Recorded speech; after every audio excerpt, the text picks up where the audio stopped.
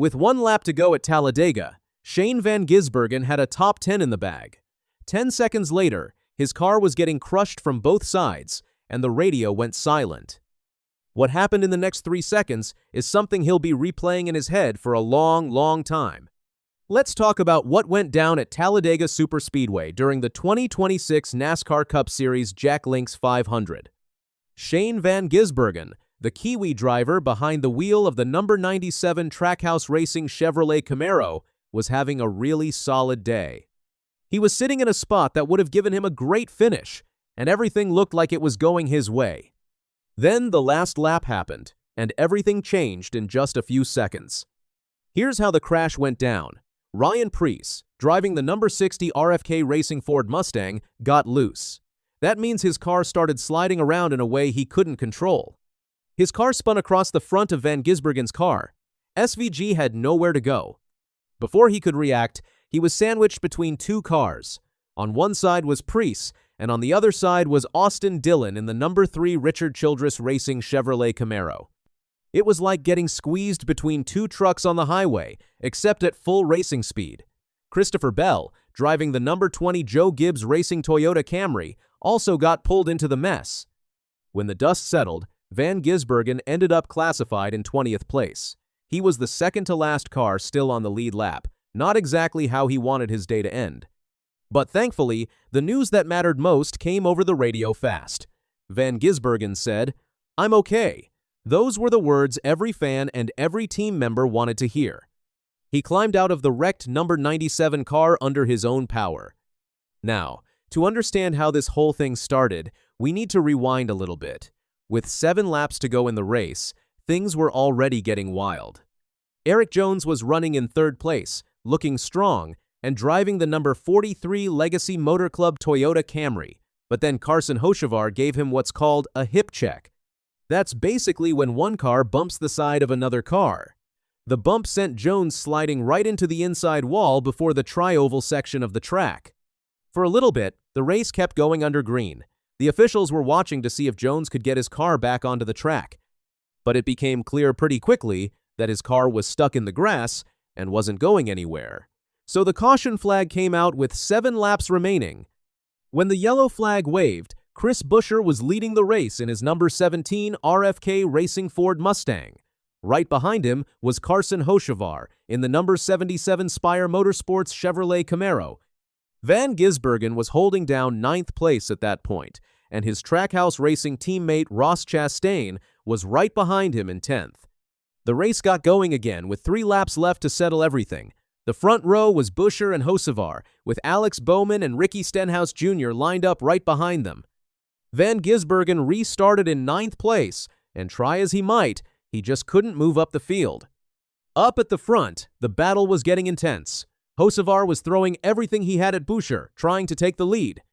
The two of them were going wheel to wheel, neck and neck, as they came into the tri-oval. Either one of them could have won it. Then came the moment that decided everything.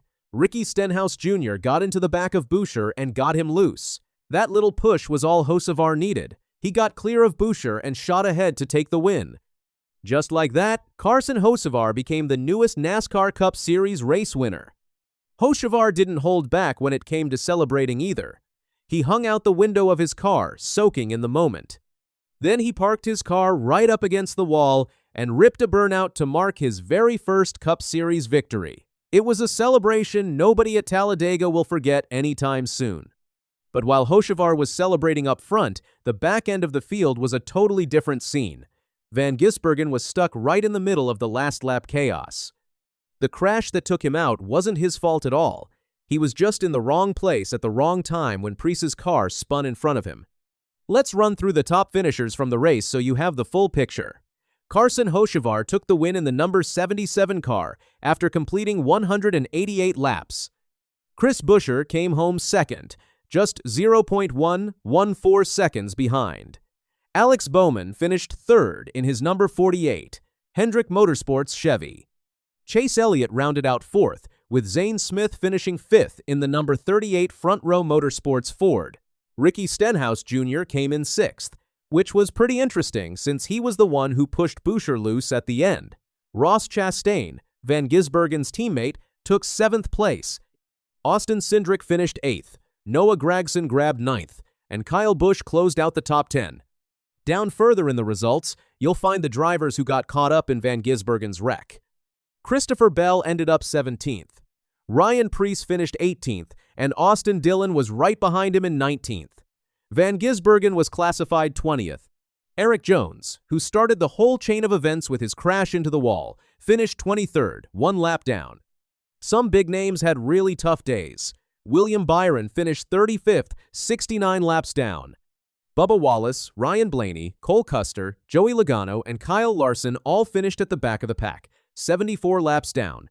Talladega has a way of doing that to drivers, with the high speeds and tight pack racing making big wrecks pretty common. So here's the bottom line on what we saw at Talladega. Shane Van Gisbergen had a great race going. He was driving smart, staying out of trouble, and putting himself in position for a top 10 finish. Then, on the very last lap, through absolutely no fault of his own, he got collected in a multi-car wreck that ended his day in the worst way possible. The crash itself looked scary. Getting hit from both sides at once is one of the worst things that can happen at a superspeedway like Talladega. The cars are running so close together at such high speeds that when one car gets out of line, it can take out a whole bunch of others in a heartbeat. For Van Gisbergen and Trackhouse Racing, this is a tough one to swallow. A top 1-0 finish at Talladega is a really good day for any driver, and seeing it slip away in the final corner of the final lap is the kind of thing that sticks with you. But racing is racing, and these things happen, especially at superspeedways where the racing is so close. The most important thing is that everyone involved walked away. Van Gisbergen was on the radio confirming he was fine, and that's what really matters at the end of the day. Cars can be fixed and rebuilt. Drivers are what counts. Carson Hocevar, on the other hand, gets to enjoy the biggest moment of his career so far. Going from getting his first Cup Series win to celebrating with a burnout against the wall is the kind of memory that lasts forever. The way he hung out the window of his car after taking the checkered flag showed just how much that win meant to him. The Spire Motorsports team gets to celebrate too. They've been working hard to get to victory lane, and Talladega gave them their moment. Even if it came thanks to a little bump from Stenhouse on the leader, a win is a win in NASCAR. For Van Gisbergen, it's time to dust off, look at the data, and get ready for the next race. The Kiwi has shown plenty of times that he's got the talent to run up front in NASCAR, and one bad break at Talladega isn't going to change that. He'll be back, and he'll be looking to turn this kind of frustrating day into a win down the road.